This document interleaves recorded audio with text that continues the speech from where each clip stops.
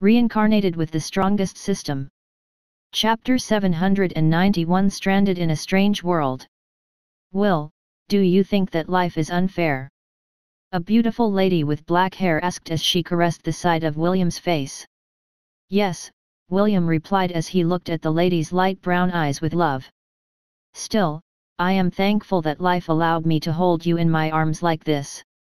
Are we really boyfriend and girlfriend now? You don't want to be. I want to be. The black-haired beauty smiled as she closed her eyes and raised her chin. William looked at the love of his life, and lowered his head to kiss her soft lips, which made his heart shudder. Since it was his first time kissing someone, William merely pressed his lips over hers for a few seconds before pulling back. They said that the first kiss would taste like honey, the black-haired beauty said as she opened her eyes. They were lying. William blinked as he looked at the lady in front of her. He was so nervous that he had forgotten what his first kiss tasted like. The only thing he remembered was how soft her lips were. What did it taste like then? William asked in curiosity. He was dying to know the answer to his question as he stared at her face lovingly. It tastes like happiness, the young lady answered as he wrapped her arms around William's neck. Can you make me happier than I am now? Gladly. William kissed her forehead as he cupped her face. I love you, Belle. I love you too, Will. Once again their lips met, and this time, William also tasted the happiness of kissing his beloved under the receding rays of the sunset. Will. Wake up. Open your eyes. Will. William's eyes abruptly opened, and the first thing he saw was Lilith's worried face that was looking down at him. The half-elf winced in pain as he held his head with his right hand. However, it was not only his head that was aching, he also felt a slight ache in his heart, as a hazy feeling escaped his senses. William was very familiar with this feeling. It was the same sensation that he felt when parts of his past life vanished from his memories. The half-elf sighed because he once again felt this discomforting sense of nothingness. It was as if there was a gaping hole inside his heart, making him have trouble breathing. Are you all right? Lilith asked as she looked at William's pale face. William nodded. I'm fine. I just need a bit of time to recover. The half-elf then looked at their surroundings in confusion. They seemed to be in a ruined city. But, what baffled him were the various tall structures in the distance that reminded William of skyscrapers from Earth. Where are we? William asked. Lilith shook her head. I don't know. The last thing I remembered was falling on the river with you. When I woke up, we were already here.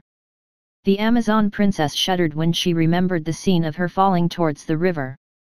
She also remembered a pair of strong hands grabbing her body. After that, she found herself in William's embrace.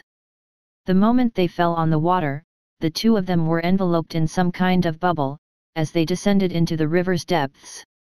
That was the last memory that Lilith remembered before waking up in this strange world that she was seeing for the first time. William and Lilith were currently at a river bank, and right across them was a city in ruins. The half-elf tried to stand up, but he couldn't put enough strength on his legs to support his body. Feeling helpless, William decided to use his wind magic to allow him to hover above the ground for the time being. However, nothing happened. William frowned as he once again activated his powers, but no response came from his body. Optimus, what's happening? William asked. No reply came, which made the frown on William's face deepen. The half-elf then closed his eyes to look at his status page, but the only thing that greeted him was darkness. The next thing he did was to access his sea of consciousness, but it also didn't bear any fruit. William then raised his hand to open a portal to the Thousand Beast domain, but just like his earlier attempts, that too yielded no result. Lilith noticed what William was doing, so she immediately tried to use her power to summon crystals. This time, it was Lilith's turn to frown as she tried to use her ability over and over again. She then tried to open the storage rings and storage bags in her possession, but it was to no avail. Finally, Lilith used her last resort and activated her divinity. This time, she received a response, but it was very faint. The only thing that she was able to do was vaguely detect treasures in their surroundings. Aside from that, no other abilities seemed to work. "We can't use our powers," William muttered. It was not a question, but more of a realization of their current circumstance. Lilith bit her lip because she, too, realized that her own divinity was suppressed by the world they were in. Before the two could get a better grip of their situation, they heard shouting in the distance.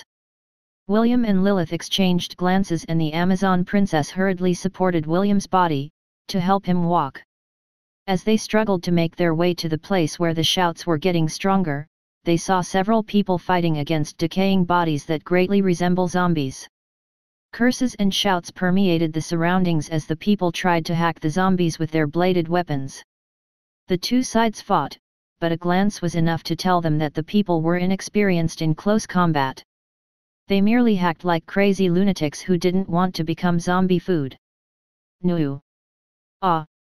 a man screamed as two zombies lunged on him and began biting into his flesh. The other people screamed in fright as they were slowly being overwhelmed by the zombies that had locked all of them in an encirclement. "Go and help them," William pleaded. "Leave me here for the time being. I can defend myself.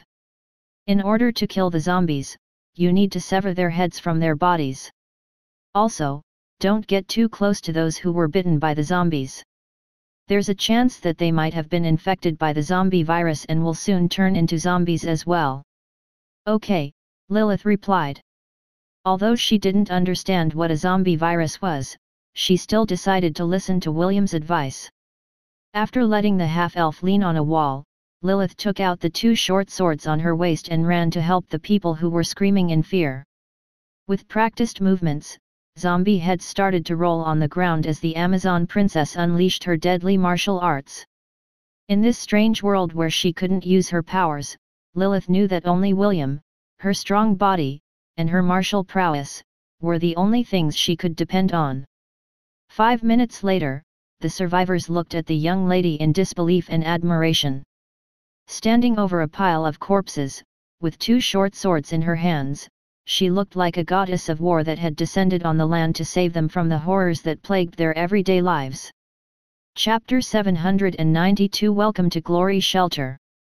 Lilith stared at the man that had been bitten by the zombie earlier. William had told her not to get too close to the person because he might have been infected by the zombie virus. The man's comrades stood at a distance while they looked at him with sadness, because they understood that his fate was already sealed. Kill me," the man pleaded. He knew that in less than an hour, he would turn into a zombie as well. "Just make it quick. I don't want to suffer much." Lilith nodded. She moved behind the man and prepared to stab his heart with one quick thrust. "Wait." The Amazon's short sword stopped only an inch away from the man's back. She then looked in William's direction and saw the half-elf walking towards her, using a steel bar as support. "Let me try something first," William said as he struggled to walk towards the man. He still felt weak, and his legs weren't strong enough to support his body. Lilith didn't move to support William because she was paying close attention to the man's current condition. If the man turned into a zombie, she would immediately sever his head and end his misery. "Give me your hand," William stated as he reached out towards the man. "I will end your suffering." The man looked at William's outstretched hand before shifting his attention to the red-headed teenager's face. After a brief internal struggle, the man reached out to hold William's hand. "I might turn into a zombie any moment now," the man said. "Whatever you plan to do, make it quick." The blood vessels of the man started to bulge in his skin. Clearly, the zombie virus had started to invade his body, and it wouldn't be long before his sanity disappeared completely. "Understood," William replied. "I pray that you live a more peaceful life in your next reincarnation." White flames surged from William's hand and passed through the man's body. Soon, the man was engulfed with white flames, but the latter didn't feel any pain. Instead, he found relief. It was as if all his worries had turned to ashes. "Thank you," the man said as tears streamed down the side of his face, the man said. Michelle, I will see you soon. The man's companions teared up when they saw his body turn into particles of light. It was also at that moment when a white orb of light appeared amidst the particles and slowly traveled towards the sky. William watched this scene with a relieved expression because he knew that the man had now started his new journey towards the cycle of reincarnation. The flames of purification came from the tears of a goddess that fell during the era of the gods. When William was thinking on how to save the man from afar, a small flame blazed at the tip of his finger. With this realization, the half-elf felt that he could safely send the man's soul to the afterlife, painlessly. Thank you for giving him relief, a lady who seemed to be in her early 30s said as she approached William. She then shifted her attention to Lilith and bowed her head. Also, thank you for saving our lives. If you didn't help us, we might have all turned into zombies as well. William looked at the fallen zombies around them. He then tried an experiment and flicked a small white fireball at one of them. The moment the small fireball hit the zombie, white flames covered its entirety and turned it into particles of light. Suddenly, a white orb of light flew towards William and circled around him. Thank you. A soft, yet relief-filled voice reached everyone's ears. They then watched the white orb of light fly towards the sky. Good job, Lilith said with a smile as she approached William. However, her smile immediately disappeared when she saw the half-elf spat out a mouthful of blood. Lilith hurriedly went to support William to prevent him from collapsing. Are you all right? Lilith asked in a worried tone. Yes, William replied as he wiped away the traces of blood at the corner of his lips. I'm fine. This is just the side effect of using the flames of purification. The half-elf sighed in his heart as he glanced around at the bodies of the zombies around him. When he was able to purify one of the zombies, he thought that he could send them all to the afterlife. However, he didn't expect that using the flames of purification would take a great toll on his body. Back in Hestia, he could easily purify millions of undead without breaking a sweat. However, in this world, the power he could bring out was limited. This was why he decided to set aside his plan on purifying the bodies of the other zombies. Instead of mana, the flames require a bit of my life force to activate, William thought as he pondered the side effects of using the flames of purification. Unless it is absolutely necessary, I can't use this ability recklessly. My name is Kathy. For now, we should return to the shelter.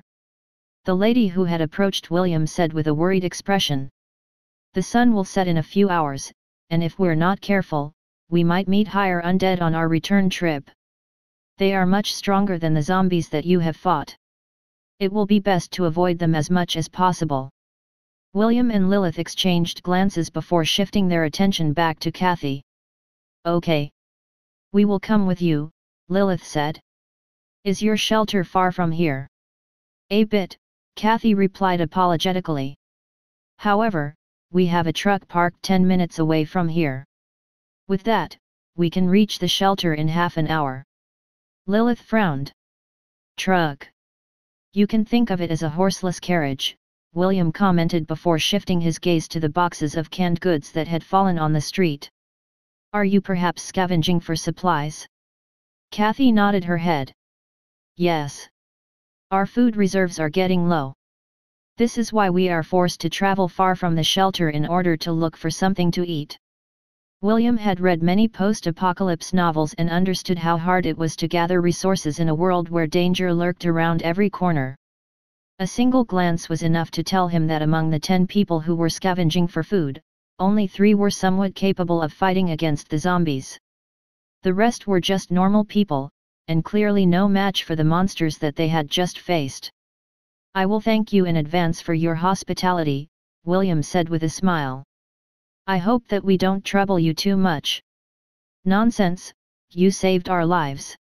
It will be our honor to welcome both of you into our humble shelter. That's right. The 2 of you are our saviors. Don't be shy. Come with us.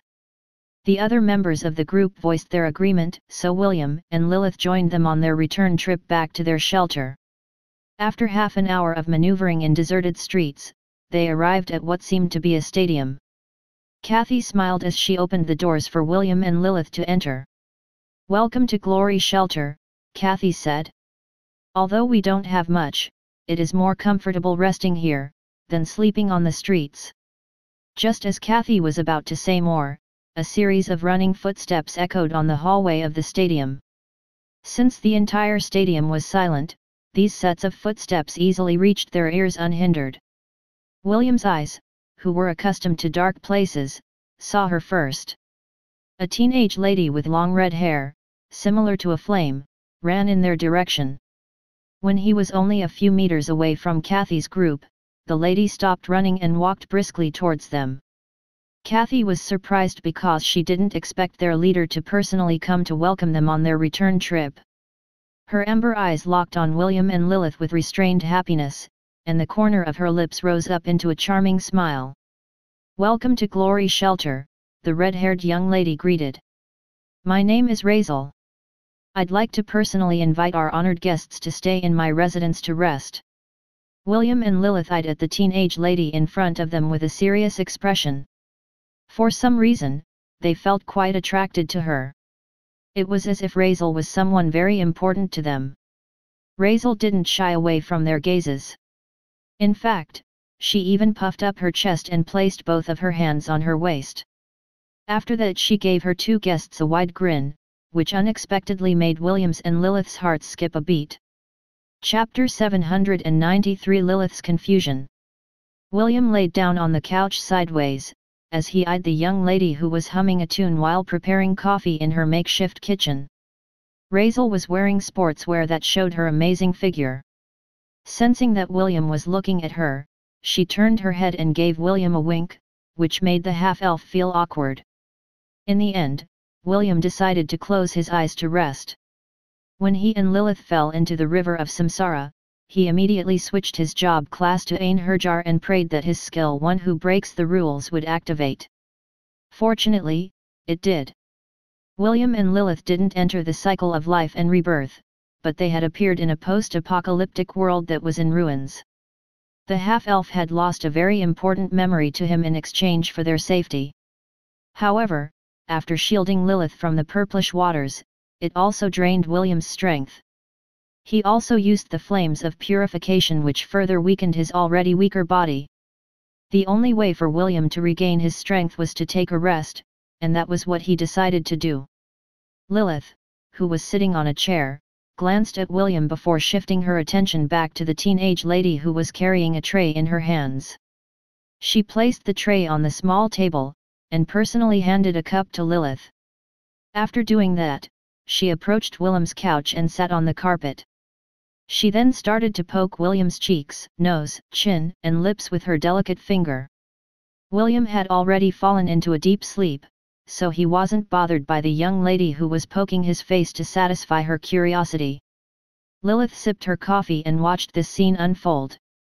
Half a minute later, she lowered the coffee cup on the table after she realized something important.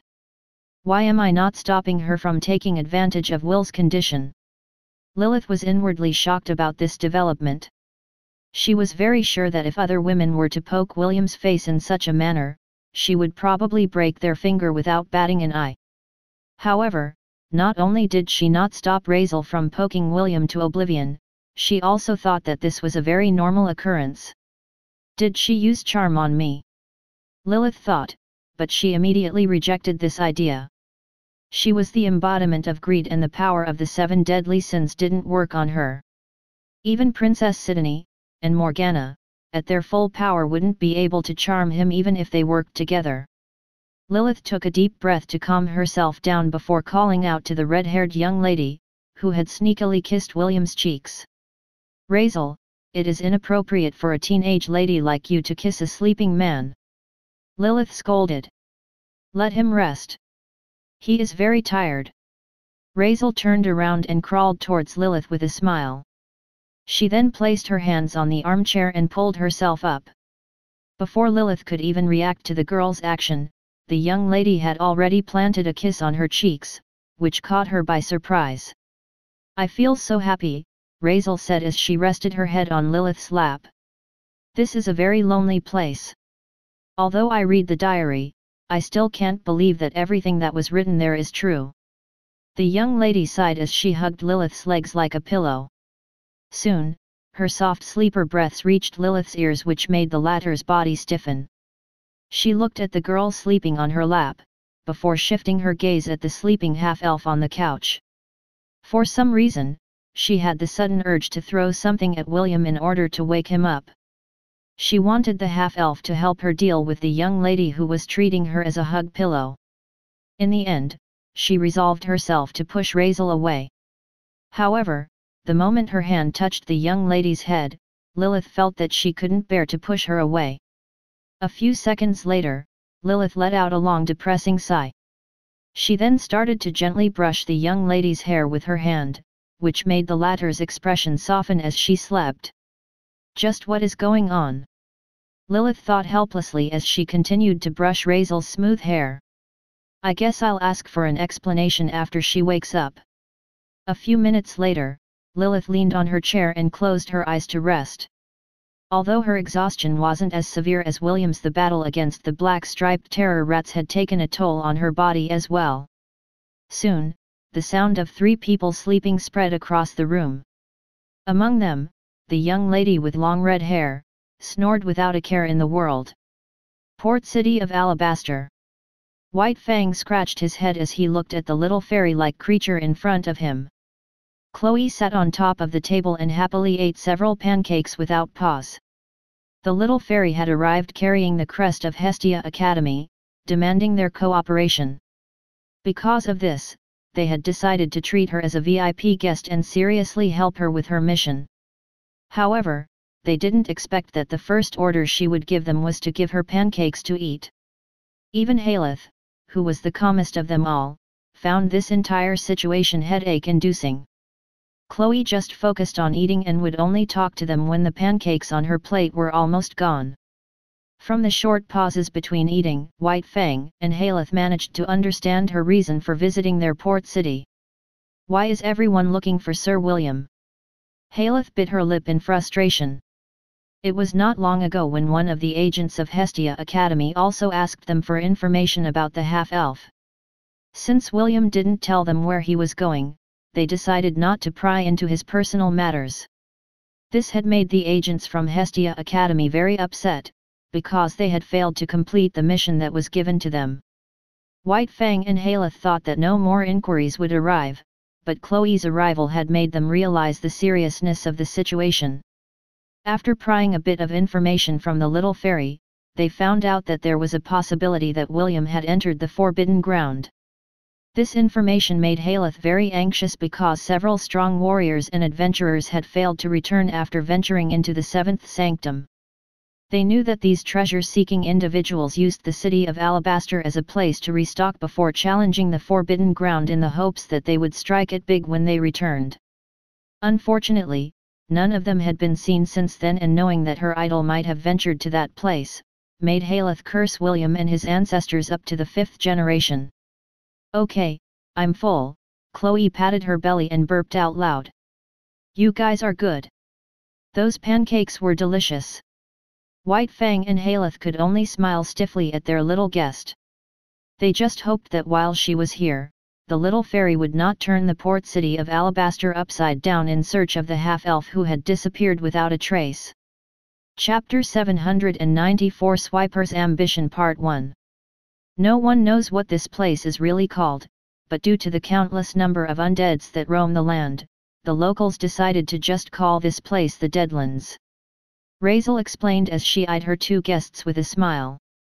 They had just finished eating dinner, and were lazing around inside her room, so she decided to answer William's and Lilith's questions. The Deadlands? Well, I guess it's a good name to call this place, William said as he leaned on the couch. Do you have any idea how big this place is? Raizel shook her head. When I first arrived here, I thought of exploring the surroundings, but the number of undead around the outskirts of the city is staggering. I didn't want to take any chances, so I decided to look for a safe place to stay as I conducted my investigation. The previous owner of the Glory Shelter was a good person, and she allowed me to stay here. Unfortunately, during one of our scavenging operations, the haunting commenced and we found ourselves surrounded on all sides by death knights and other higher undead. A sad expression appeared on Raisel's face as she told William and Lilith how the previous guardian of the Glory Shelter sacrificed her life in order to buy time and allow them to break through the encirclement. That was 3 months ago. Raisel lowered her head. The number of people in the Glory Shelter has also decreased since then.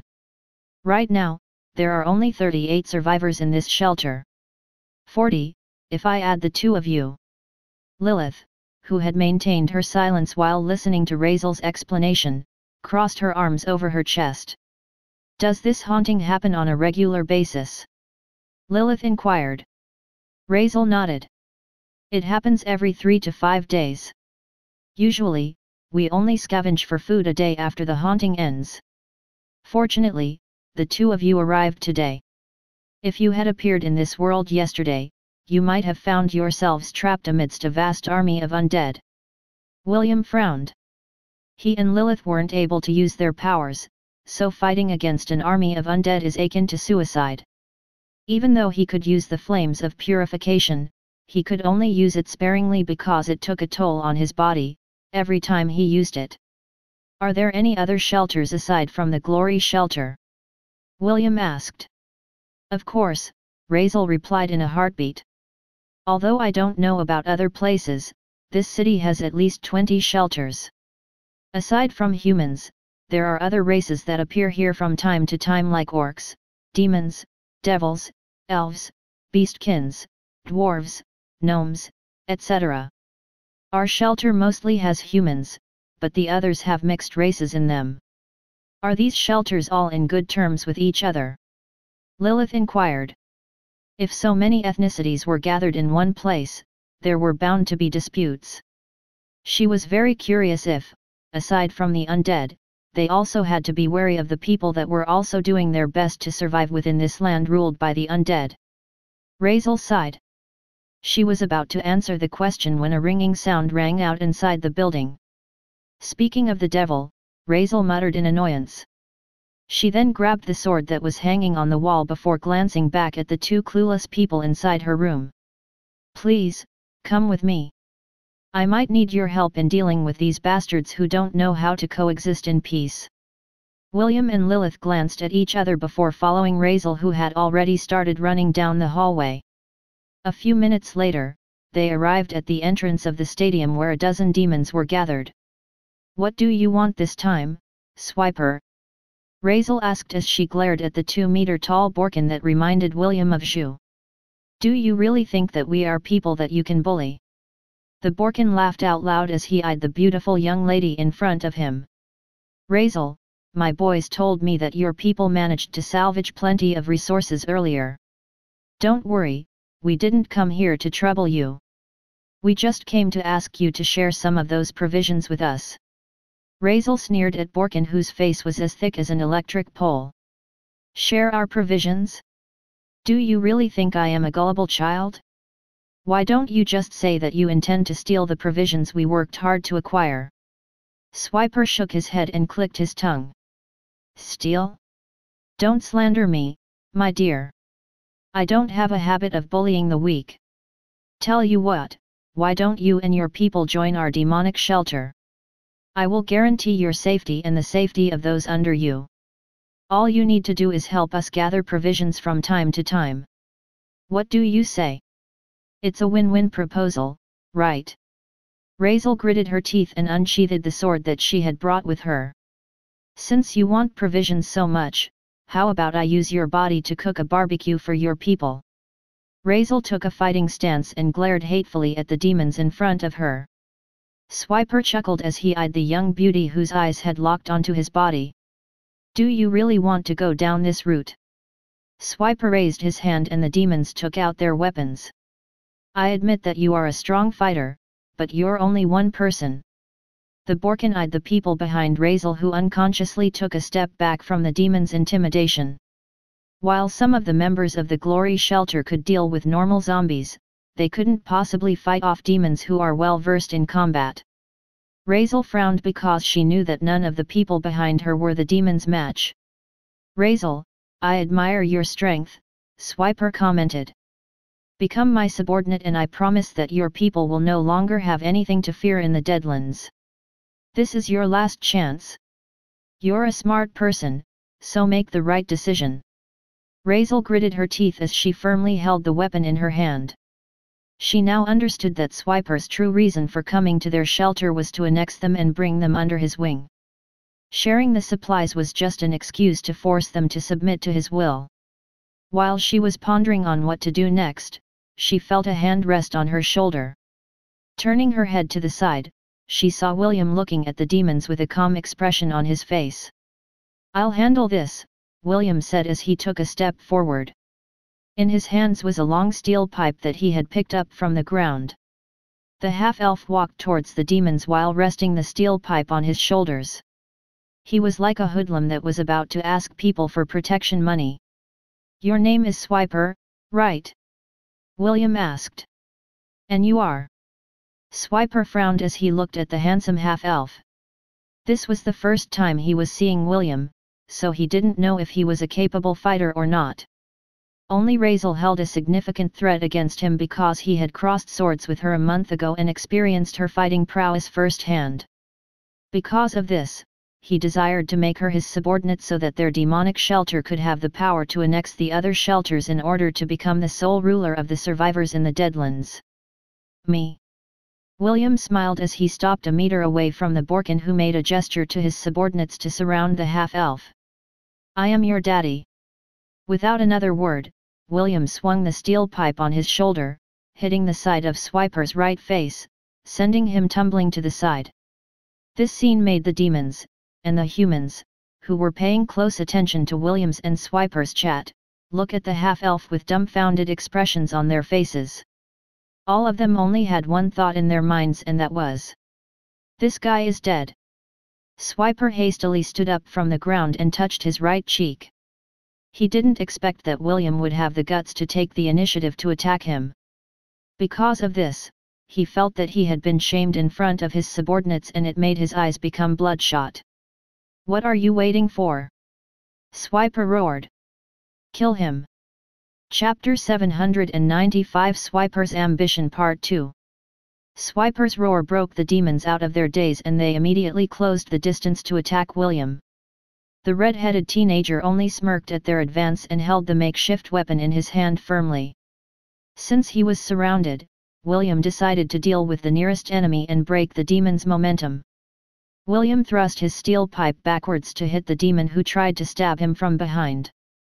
This sent the demon tumbling backwards as the pipe hit his chest perfectly. If not for the piece of armor he was wearing, he might have already been seriously injured by William's backhanded attack.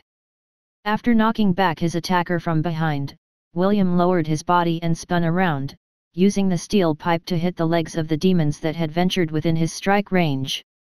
A burly demon roared as he used his hands to grab the steel pipe in a firm grip. I got his weapon. The burly demon shouted. Kill him. 6 demons hurriedly closed the distance and engaged William in close combat. The half-elf smirked as he let go of the steel pipe, and started to punch, kick, and elbow the demons that thought they could easily kill him without his weapon. Even though William couldn't use his powers, that didn't mean that his body had weakened significantly when they appeared inside the Deadlands. Although he couldn't see his stats, he could tell that his strength was still the same. As someone who had been taught hand-to-hand combat by Dwayne, the half-elf was just as deadly as he was in close quarters, even if he didn't have a weapon in hand. One of the demons that had suffered from William's punches took out a throwing knife and threw it while the half-elf wasn't looking. However, before the knife could even approach the half-elf, it was knocked aside by Razel. She then stomped on the ground and disappeared from where she stood. A few seconds later, she reappeared in front of the demon and slashed her blade with fury. The demon's head rolled off from its body and fell on the ground with a thud. Blood sprayed like a fountain from its severed neck before falling to the ground, twitching. Swiper, seeing that his men were at a great disadvantage, roared in anger and joined the fray. Razel braced herself to engage the leader of the demonic shelter, but before she could do that, a blur appeared in front of her and clashed with the demon who wielded a sword that was almost as long as his body. Lilith unleashed a barrage of attacks, forcing the demon to step into a defensive stance. After receiving the Amazon's deadly attacks, Swiper realized that the lady with long, light brown hair was not only skilled, but was also slightly stronger than him. Razel, who was the strongest fighter in the Glory Shelter, was at par with his fighting ability. This was why he wanted her to become his subordinate. He believed that if he attacked the people of the shelter, Razel would have no choice but to submit to his rule in order to save her people. This was the plan he had in mind, and he was sure that he could pull it off. However, after the appearance of the red-headed teenager, as well as the lady that was currently fighting against him, he knew that his plan was doomed to fail. After briefly scanning his surroundings, the demonic boar disengaged himself with Lilith. He then took several steps back in order to gain distance from the strong warrior that made him feel that his life was in danger. "Retreat!" Swiper ordered.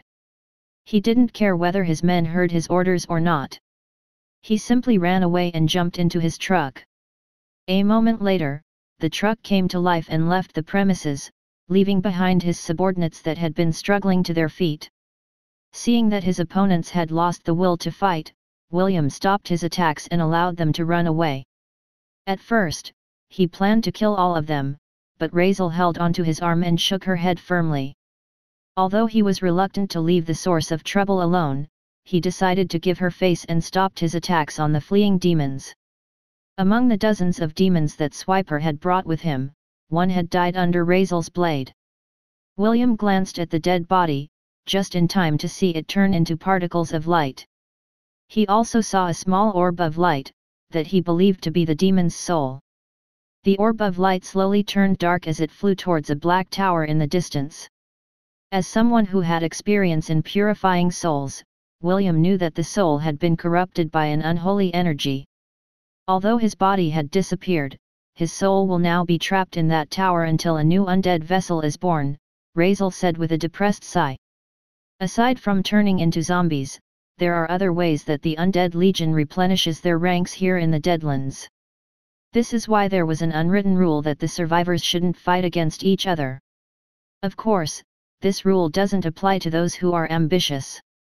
Even in this god-forsaken world, they still think of ruling above others.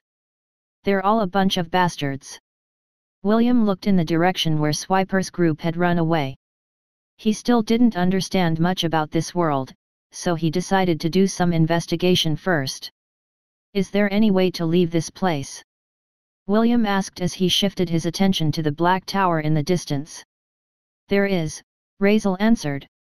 "However, we need to wait for an opportunity to arrive." William frowned as he shifted his attention towards Razel. "Wait for an opportunity?" Razel nodded. "According to the diary I read, the way to leave this place will open once the moon turns red.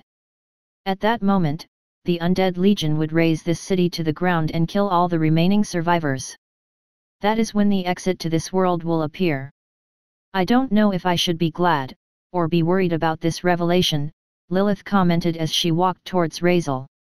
"Where is this diary that you speak of, and how do you know that the information written there is correct?" Razel suddenly revealed an awkward expression on her face. She seemed to be fighting an internal struggle inside her heart, but in the end, she decided to answer Lilith's question to the best of her ability. "I can't show you where the diary is because I don't have it with me," Razel replied. "However, I can guarantee that the information I shared with you is true. The person who wrote it is someone I trust with my life. Please, believe me." Razel's amber-colored eyes stared at Lilith unblinking. The Amazon princess held the young lady's gaze and realized that there was no falsehood in the depths of her eyes. "Fine. I will believe you, for now." Lilith relented. "But, did that diary tell you when this red moon will appear? I don't want to stay in this place for years. There are people waiting for me back home." The same can be said for him. Lilith used her chin to point in William's direction. The half-elf could only smile bitterly because he shared Lilith's opinion. He, too, didn't plan to stay in this world for a long time. William still had many things to do, and his wives would surely be worried if he disappeared for years. "You don't have to worry about this," Razel said with a smile. "The time in this world is different from the outside world. Although I don't know the exact conversion, I'm guessing a year here will not be longer than a month in our own worlds and timelines." Worlds and timelines. William tilted his head to the side. Suddenly a realization dawned on him and his eyes widened in shock. Razel smirked because she could tell what William was thinking. However, she didn't say anything and simply waited for the half-elf to ask the question that had come to his mind. "You mean, you, and the other races here, didn't come from Hestia?" William asked. "Also, are they from different timelines as well? Do you mean, some of them came from the past, and the future?" "Yes." Razel nodded her head. "Kathy came from a world named Maurncat, and Swiper came from a world called Nethervan. As for the different timelines, there were cases when two people that came from the same world lived in different time periods." The young lady with long red hair and amber eyes grinned at William. "Who knows? Maybe you will meet some of them sometime in the future." Razel didn't say anything else aside from that and ordered her people to return inside the stadium.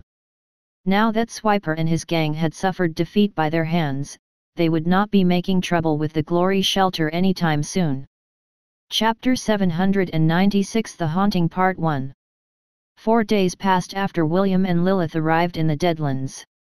"The haunting has begun," Razel said with a serious expression as she looked at the black tower in the distance. Red mist started to extend from the tower, and it slowly made its way to the city. William felt a familiar sensation spread across his left hand, as it reacted to the power of the undead that the tower was radiating.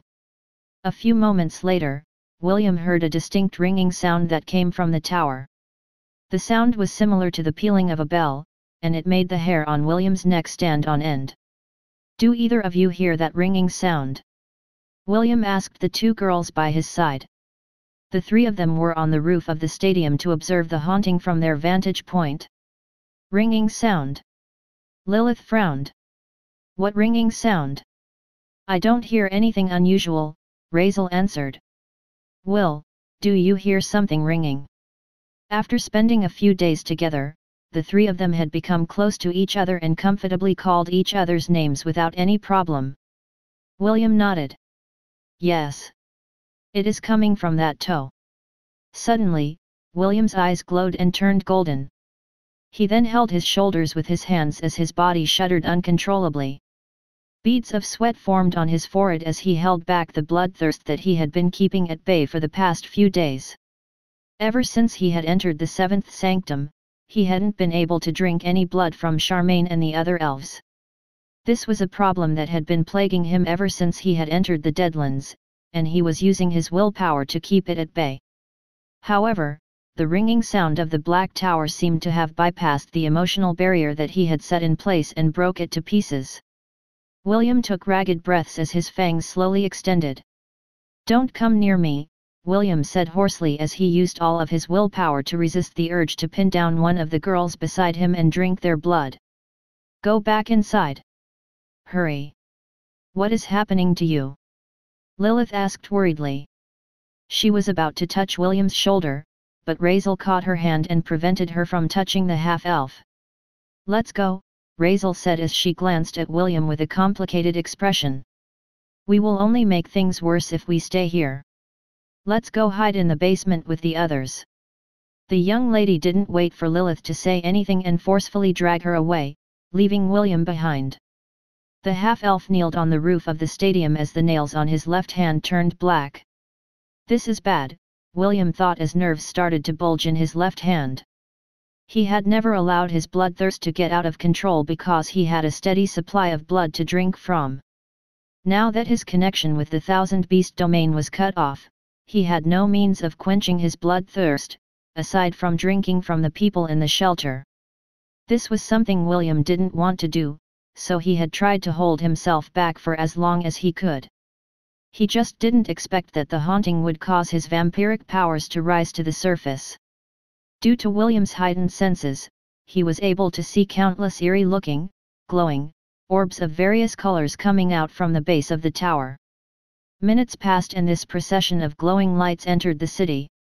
William took in a deep breath when he realized that those glowing lights were actually the eyes of the undead legion that Razel had spoken of.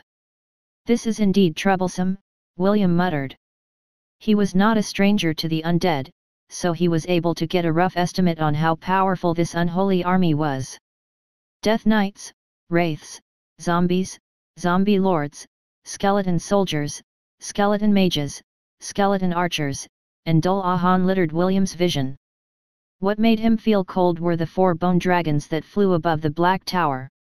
Although he had a feeling that these dragons wouldn't be joining the undead army, he still felt threatened because a single one of those dragons could obliterate the stadium with a single dragon breath. The unholy army then dispersed in the city.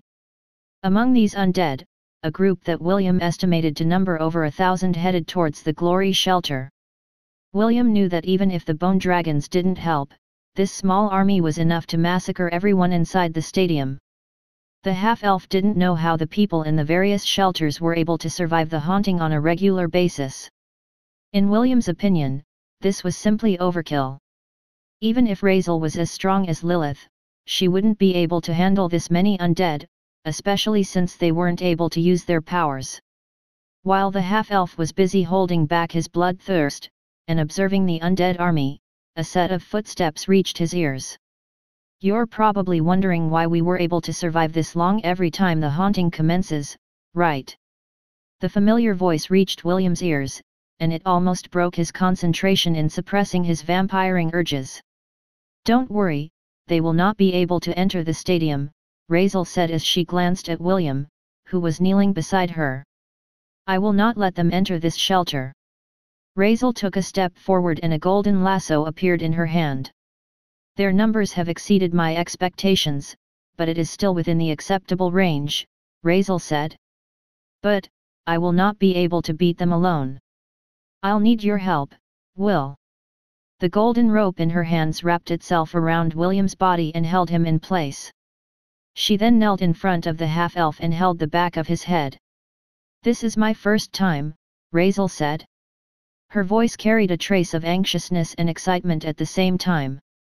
"I still need to fight later, so, please, don't take too much of my blood, okay?"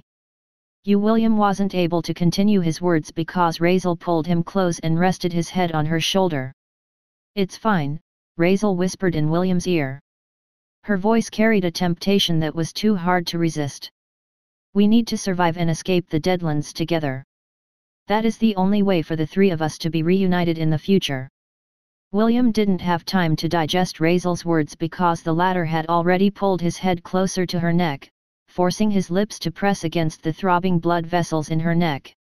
The ringing of the bell that had rang ceaselessly atop the Black Tower took the opportunity of William's short lapse in judgment to break past his defenses.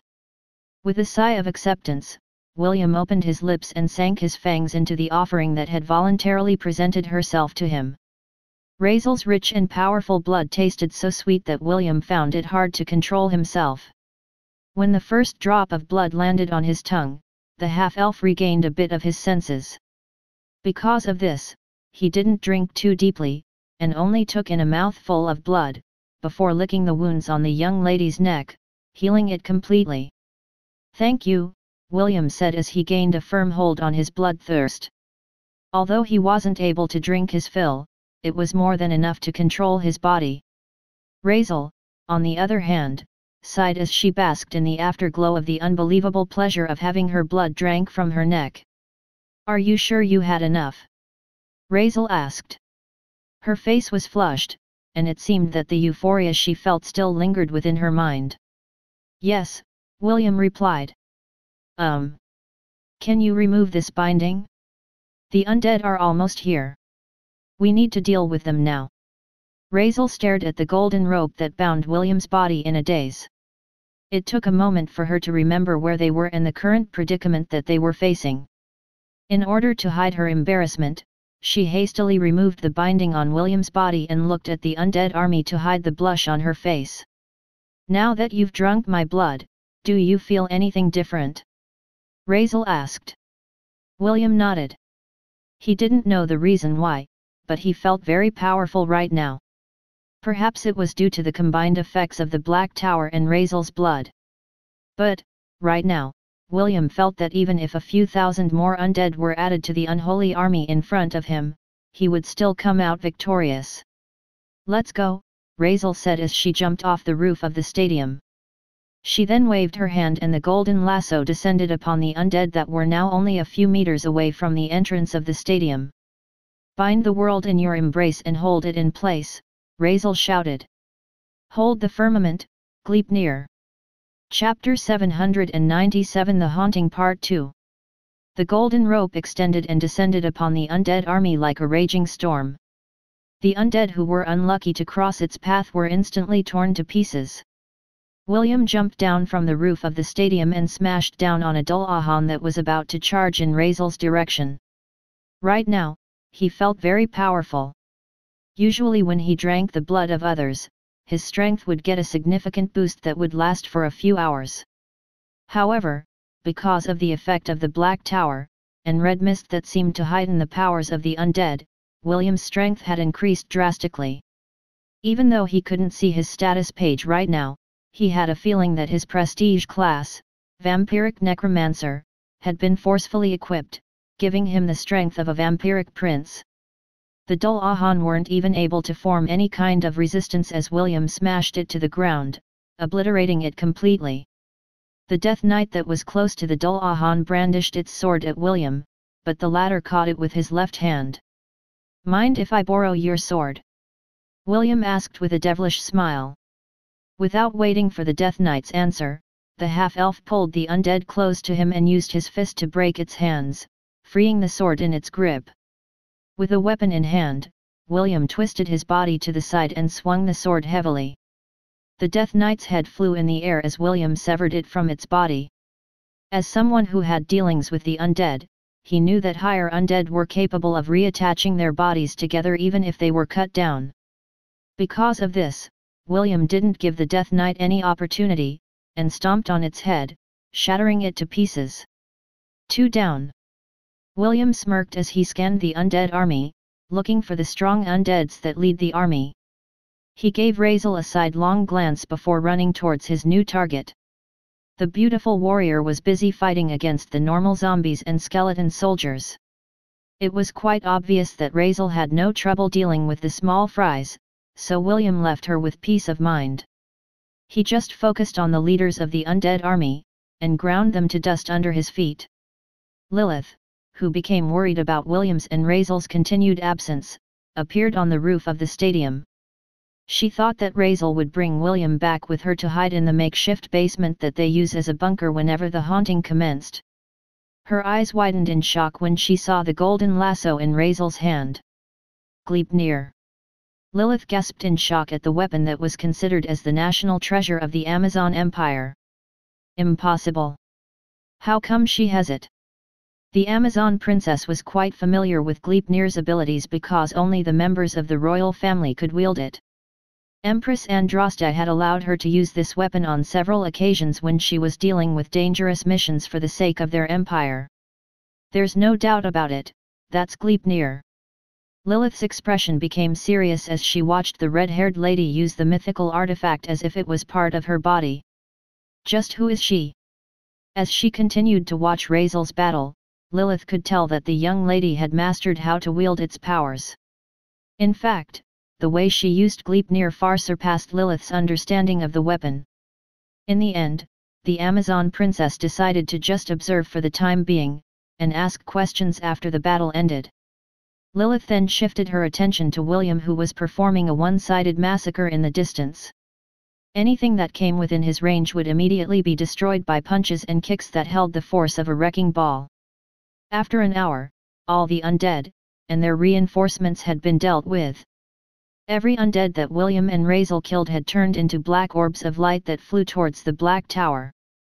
The weapons that were scattered on the ground had also turned into particles of black light, with the exception of the sword that William had snatched earlier. The blade glowed with an eerie green light that made William look like a Death Knight without a helmet. When the battle ended, William and Razel made their way to the roof of the stadium. There they saw Lilith with her arms crossed over her chest. Before William and Lilith could even say anything, Razel hugged Lilith and gave her a kiss on her right cheek. "Lilith, I have a favor to ask," Razel said with a serious expression. "Will's condition is still unstable. He needs to drink blood. Can you give him some of yours?" "Drink blood?" Lilith blinked in confusion. "Why does he need to drink blood?" He didn't tell you about his condition." Razel frowned as she shifted her attention to the half-elf who was looking at the black tower in the distance. Feeling Razel's gaze, William turned around and gazed at the two ladies with a complicated look on his face.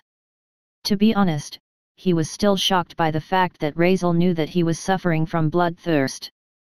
He didn't remember saying anything to the young lady about his condition, and yet, she had volunteered to let him drink her blood, in order to help her fight against the undead.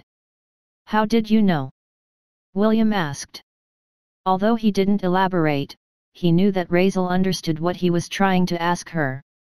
"I have a relative that is also part vampire," Razel answered without batting an eye. "It was easy for me to diagnose your symptoms." William was still half in doubt of Razel's answer, but for the time being he decided to accept it. He then shifted his gaze to Lilith, who was looking at the two of them, weirdly. "She's right," William said with a sigh. "I have refrained from drinking blood during our journey and ended up pushing myself to the limit. That black tower has the power to influence the undead powers inside my body, which in turn forced my bloodthirst to come to the surface. If I don't deal with this issue, I might go out of control and start randomly attacking people. Although it is a bit embarrassing to say this to you, Lilith, can I have some of your blood?" Lilith stared at William before shifting her attention to Razel. "I will give him some of my blood on one condition," Lilith said as she eyed the girl who had a knowing smile on her face. "You will answer my questions honestly. You're not allowed to lie, understood?" Razel crossed her arms over her chest as she gazed at the black tower in the distance. The haunting usually lasts for 3 hours each time, and there was no certainty that no more undead would come their way. Although she wasn't worried about their numbers, she was very concerned about the quality of the undead that might march towards the glory shelter. Right now, only she, William, and Lilith had the power to fight. She needed to make sure that all three of them would be ready for whatever was thrown their way. "Understood. However, I also have a condition," Razel said without looking at Lilith.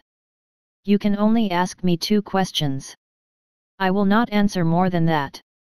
"That's fine." "Good. We'll drink some blood first. The haunting isn't over yet. Those flying wraiths may pose trouble if they were to head in our direction."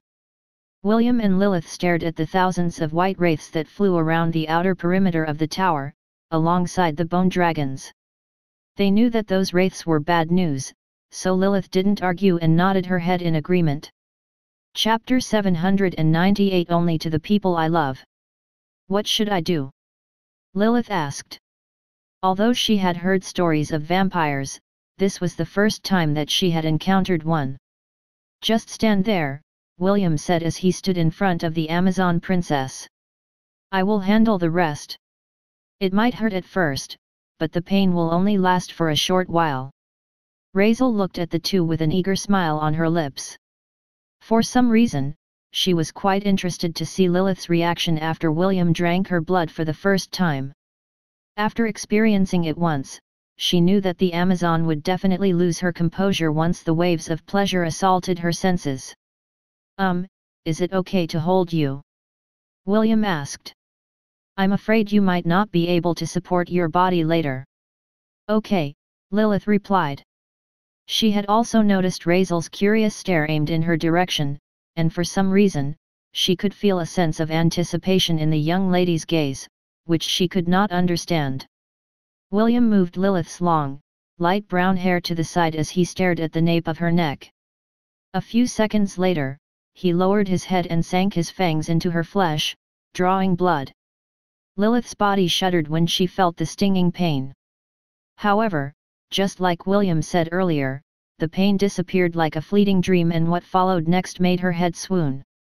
A soft moan escaped Lilith's lips as William held her body tight. She could feel that she was losing her strength, but she didn't mind it one bit.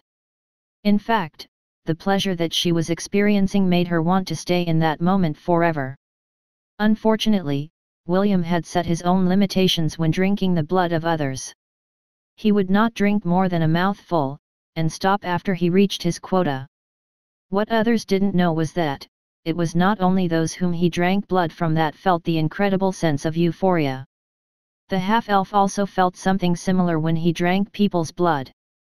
However, he had long gotten used to controlling his urges. At the beginning, William had been addicted to these blood-sucking urges. But, thanks to Charmaine, and the other elves that were serving him, he had long known how to show restraint. He was no longer addicted to drinking blood, but would still allow himself to get lost in those euphoric feelings once in a while. They have similar tastes, William thought as he kissed the wounds on Lilith's neck, healing them completely. Since he had drank Raisel's blood not long ago, the taste of her blood still lingered in William's memory. Savoring the same taste in Lilith's blood made him realize that the young lady with long red hair, and amber eyes, may share some connection with the Amazon princess, whose lean and strong body was being supported by his arms.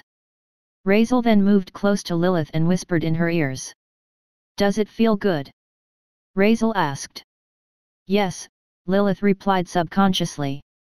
"As long as we are here in the Deadlands, we'll would need to drink blood on a regular basis. There will be plenty of opportunities to bask in the pleasurable feeling that you felt earlier." Raisel's words were like the temptation of a devil. Lilith was still basking in the afterglow of having her blood taken from her, and her thoughts were still muddled. Even so, she gave a slight nod to Raisel's suggestion, which made the latter kiss her cheek and hug her in a tight embrace. "I noticed that you like kissing people," Lilith said softly. "Not all people," Raisel replied before giving William a quick kiss on the cheek. "I only kiss the people that I love." William felt awkward after getting kissed, and hearing the two girls talking about him, while he was still holding Lilith in his arms. Seeing his discomfort, Raisel giggled and spread her arms to hug them both. She had never felt so happy since she had been trapped inside the Deadlands for more than 2 months. Having William and Lilith with her made her worries, and fears, seem like the distant and non-existent stars in the sky of this god-forsaken land. "You're clingy, too," Lilith complained after Raisel hugged her and William together. Raisel smiled sweetly, "Only to the people I love." 3 hours later, the red mist receded, and the undead marched back towards the Black Tower. In their wake, several flames could be seen blazing in the distance, and Raisel looked at them with a grim expression on her face. After staying inside the Deadlands for 2 months, she had gained a general understanding of the locations of the different strongholds that served as the shelters of the people who suddenly found themselves in this strange world. "I think 3 of the 20 shelters have fallen to the undead army," Raisel said softly. The number of undead this time around was greater than usual. They also have more higher undead in their ranks. Although all shelters have strong fighters in them, I'm afraid that they weren't able to block the undead's advance. As Raisel gazed at William and Lilith, who were standing on the roof beside her, she felt blessed because the timing of their appearance in the Deadlands was impeccable. If it was only her defending the Glory Shelter, she believed that she wouldn't be able to hold the undead army all by herself, which would have led to the deaths of her comrades, who were powerless to resist such a mighty army. "Let's go back and rest," William proposed. "It has been a long night, and we still need to look for resources when morning comes." Lilith nodded her head in agreement as she glanced at Raisel. "I'll ask you my questions tomorrow," Lilith said. "Remember to answer me honestly." "I know," Raisel replied as she held Lilith's hand. "Let's go take a bath together. I feel sweaty right now." The young beauty then glanced in William's direction and gave him a wink. "Feel free to join us, okay?" Raisel teased. William rolled his eyes at the young lady who had easily wormed her way in their hearts. The half-elf decided to rest in a different room tonight. He had some things to think about, and among them was Raisel's identity. Although he had a guess about her identity, he didn't know if he should confirm it with her or not. A part of him was scared to know the answer, and the other half was not ready to embrace it. Since that is the case, he would keep his suspicion to himself, and let nature take its course. However, if given the opportunity, he would like to have a nice, long talk with the beautiful red-haired girl who liked to kiss his and Lilith's cheeks, and hug them without permission. Chapter 799 A Beautiful and Lovable Cupid. Girl, watch what you are touching, Lilith pried away the noggy hands that were fondling her chest. You told me that you are going to wash my back, but your hands are wandering to different places. I just slipped, Raisel replied with a giggle. She then hummed and scrubbed Lilith's back properly. Lilith shook her head helplessly because the young lady was just too unreasonable. However, even though Raisel was being unreasonable, she was surprised that she couldn't find it in her heart to be truly angry at the girl, whose eye color resembled her own. Okay, all done, Raisel said as she turned on the shower. The water fell on their bodies like rain, washing away the sweat and grime that they had accumulated during the day. A few minutes passed in silence before Lilith turned the water off. She then turned around to look at the beautiful young lady in front of her, who was admiring her body from behind. Why do you have Gleipnir? Lilith asked. Did you steal it from the Amazon Empire? Raisel smiled. Aren't we going to discuss this tomorrow? I changed my mind. I see. Raisel turned around and picked up the 2 bath towels and gave one to Lilith. Let's dry ourselves first, Raisel proposed. I will answer your questions back in my room. Lilith nodded her head in understanding and started to wipe her body dry. Raisel had prepared a set of sportswear for Lilith to use, while the latter's clothes were left to dry. She had already volunteered to wash it earlier, and Lilith wasn't able to stop her. In the end, the Amazon relented and allowed her to do as she wished. A few minutes later, 2 beautiful ladies walked in the hallway of the stadium wearing fit sportswear that highlighted the curves on their bodies. No sane man would be able to resist their charms, but these 2 ladies were no ordinary women. Anyone stupid enough to take advantage of them would find themselves having their arms and legs broken. The worst-case scenario was that the men would be missing a limb, or 2, after the 2 girls were done with them. When they entered Raisel's room, they immediately noticed that William wasn't around. Lilith felt that this was a good thing because she didn't want the half-elf to hear the discussion between Raisel and her. She wanted to get into the bottom of things, and she had already braced herself for the answers that the red-haired beauty was about to tell her. Sit, Raisel said as she sat on the couch. She then patted the side next to hers and looked at Lilith expectantly. The Amazon sighed and sat next to her, as per her wish. This time, Raisel didn't attempt to hug or hold her. She just leaned her head on Lilith's shoulder and closed her eyes. You asked earlier why I have Gleipnir, and the answer is really simple, Raisel answered with her eyes closed. It was passed on to me by my mother. Your mother? Yes. My mother. Lilith took a deep breath as she spoke out her mind. Gleipnir is the treasure of the Amazon Empire. Naturally, only the members of the royal family can use it. Are you a member of the royal family? Is this your second question? Raisel asked back, still with her eyes closed. No, this is just a continuation of the first question, Lilith argued. Although she knew that the girl had already answered her question, she only had 2 chances to ask her. With that said, she tried to force the issue that Gleipnir belonged to the Amazon Empire, and as the Amazon princess, she had the right to know the answer. Raisel giggled, and just listened to Lilith's excuse, so that she would answer a question for free. All right, I'll make this exception once, Raisel relented. I am indeed a member of the royal family. Who is your mother? Is that your second question? Yes, Lilith stated. Tell me the truth. Raisel didn't answer right away. Minutes passed by in silence, but Lilith didn't mind. Since she had made the girl promise to answer her honestly, she would give her the time to answer her question. My mother is a very greedy person, Razel said with a smile. Surprisingly, my father is also a very greedy person. You could even say that they are a match made in heaven. One holds material treasures, the other holds priceless ones. Treasures that all the money in the world couldn't buy. When the two of them met, they started off on the wrong foot. My mother was at fault back then because she stole something she shouldn't have. Fortunately, Papa was a benevolent person, and forgave her easily. Lilith didn't say anything and simply listened to Razel's story. She found her words very soothing, and the Amazon princess liked hearing her voice. Then one day, the two of them went on an adventure. Razel continued her tale. Along the way, they encountered a dangerous situation, and both of them barely managed to escape with their lives.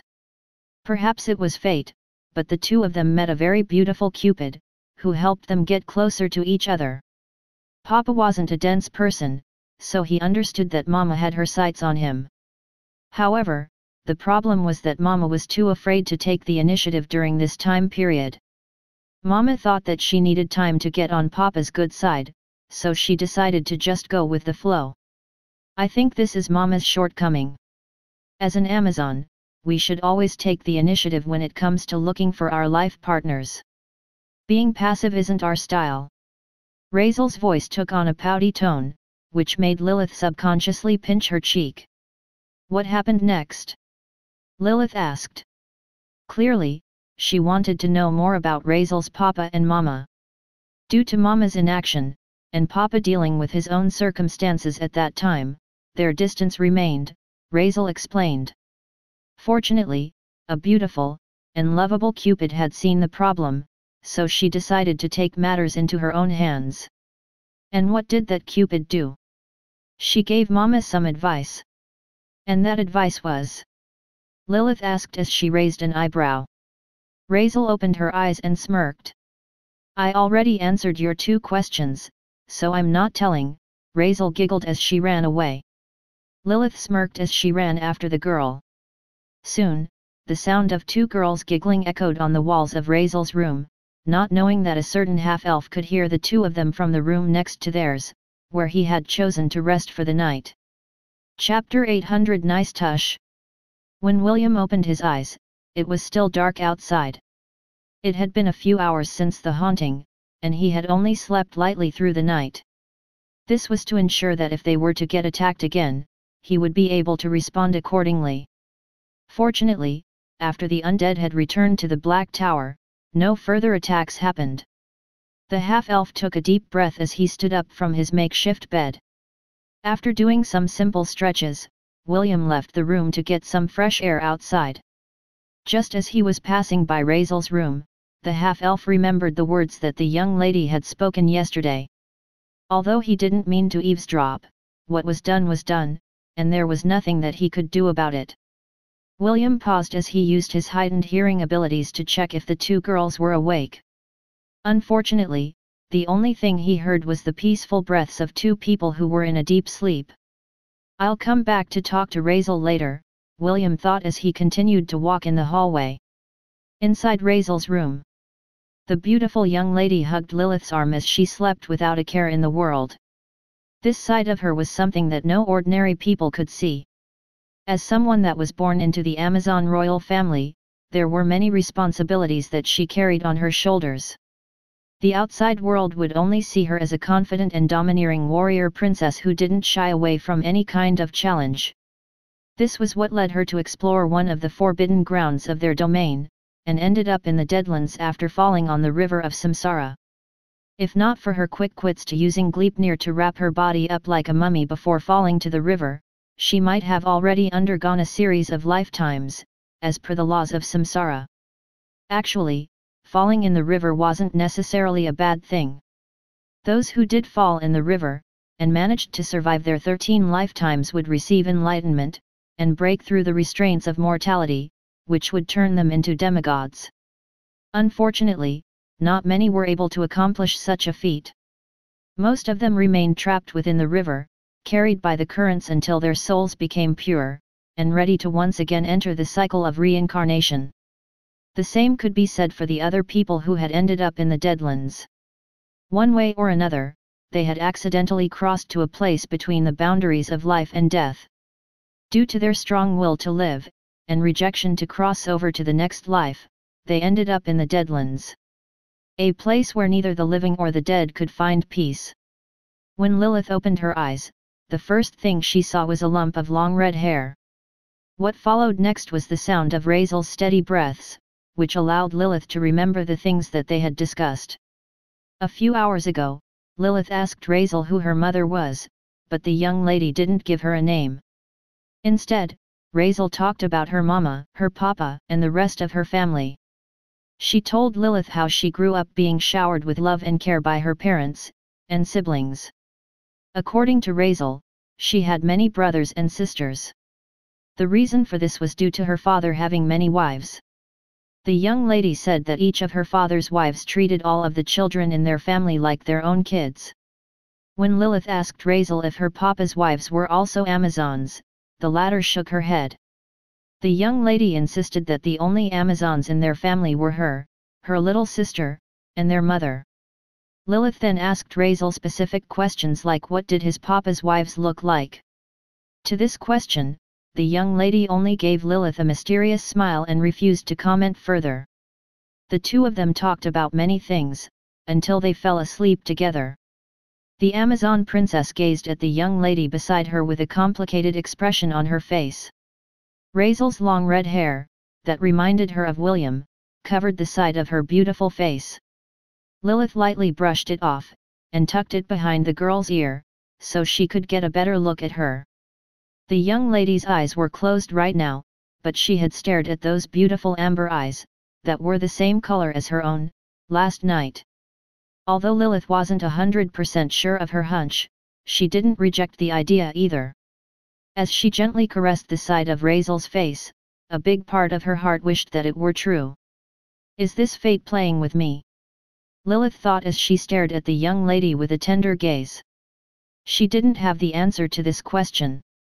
However, right now, her heart felt warm and ready to accept this possibility. A minute later, Raisel's eyelids fluttered. Lilith watched as the young lady opened her eyes and gazed at her sleepily. This lasted for a few seconds before Raisel burrowed her head into the Amazon princess chest. Clearly, Raisel still wanted to sleep, and Lilith felt helpless about it. "You're such a big girl, and yet you still act like a baby," Lilith mused as she wrapped her arms around the young lady and hugged her. "I guess I can let you sleep for 15 more minutes." Lilith also closed her eyes as she listened to Raisel's breathing.